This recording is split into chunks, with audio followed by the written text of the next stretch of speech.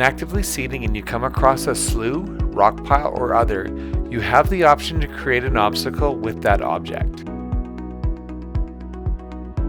Once the area has been seeded around and the seeded area closes off, you can simply double tap on the space and it will mark it as an obstacle.